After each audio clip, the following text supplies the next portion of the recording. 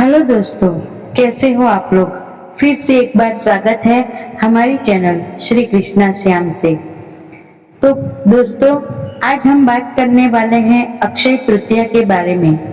क्या आप जानते हैं कि अक्षय तृतीया के दिन क्या हुआ था? तो आइए जानते हैं अक्षय तृतीया से जुड़ी हुई 7 कहानियां। क्यों शुभ माना जाता है यह दिन और क्या हुआ था इस दिन को। तो चलिए दोस्तों, आज जानते हैं अक्षय तृतीया को इतना शुभ क्यों माना जाता है। हिंदू धर्म में कई पौराणिक मान्यताएं हैं। ऐसा कहा जाता है कि इसी दिन त्रेता युग का आरंभ हुआ था और इसी दिन से महाभारत लिखने का शुभारंभ हुआ था। ऐसी 7 कहानियों के बारे में आज हम आपके साथ बात करेंगे, जो इस तरह है, जिनकी वजह से अक्षय तृतीया को सबसे शुभ तिथि माना गया है। माना जाता है कि इस दिन कोई भी शुभ कार्य बिना पंचांग के देखे और बिना मुहूर्त के निकाले जा सकता है। लेकिन क्या आप जानते हैं, अक्षय तृतीया को हिंदू धर्म में कई पौराणिक मान्यताएं चली आ रही है। इसे युगादि तिथि भी माना जाता है। कहते हैं इस दिन ही त्रेता युग का आरंभ हुआ और भगवान परशुराम का अवतार भी इसी दिन हुआ था। और भी कई शुभ पौराणिक घटनाएं इस दिन हुई थी। इस संबंध में आज हम आपको ऐसी 7 कहानियों के बारे में बताएंगे। तो चलिए दोस्तों, अक्षय तृतीया पर भगवान परशुराम का अवतार। पौराणिक मान्यताओं के अनुसार अक्षय तृतीया के दिन ही भगवान श्री हरि के छठे अवतार परशुराम जी का प्राकट्य हुआ था।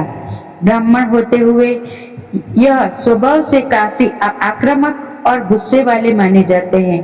इनके अंदर ब्राह्मण होते हुए भी क्षत्रियों वाले गुण थे। कहते हैं कि जिस दिन सुदामा अपने मित्र भगवान श्री कृष्ण से मिलने आए थे, उस दिन भी अक्षय तृतीया ही थी। सुदामा के पास कृष्ण को भेंट करने के लिए मात्र चावल के कुछ मुट्ठी भर दाने ही थे, जिन्हें उन्होंने श्री कृष्ण के चरणों में अर्पित कर दिया।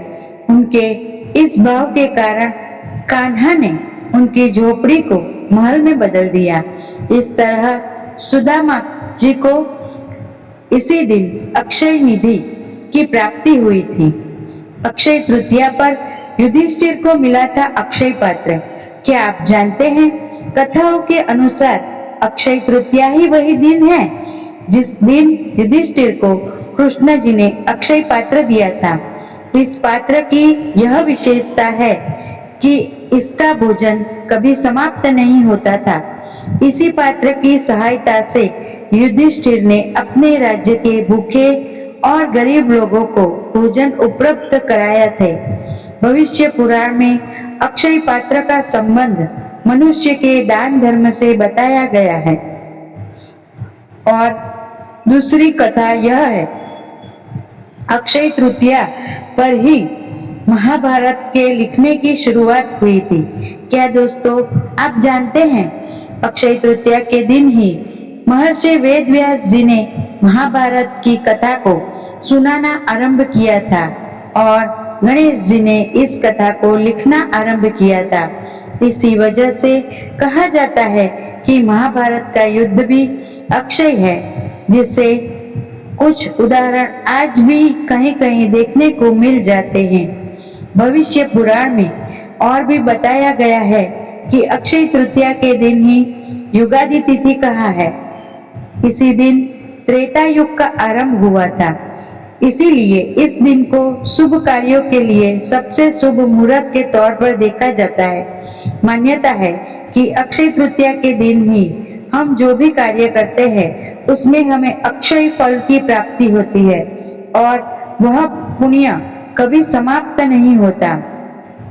तो दोस्तों, यह एक और प्रचलित कहानी है जो महाभारत में द्रौपदी के चीरहरण की घटना का सर्वाधिक चर्चित मानी गई है।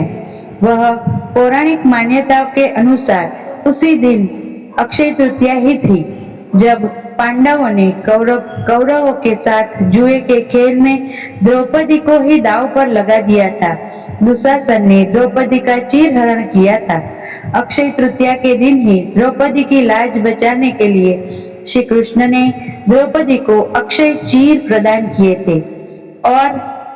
और एक बड़ी ही रोचक बात, अक्षय तृतीया के दिन ही गंगा का अवतरण हुआ था।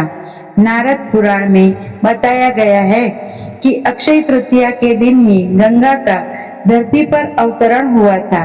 तेज बहाव के साथ स्वर्ग से निकली गंगा नदी को शिवजी ले अपनी जटाओं में धारण कर लिया था और फिर भगीरथ के प्रयासों से देवी गंगा धरती पर अवतरित हुई थी। तो दोस्तों, कैसी लगी यह कथाएं? और अगर आप ऐसी ही कथाएं सुनना चाहते हैं तो देखते रहिए हमारा चैनल श्री कृष्णा श्याम।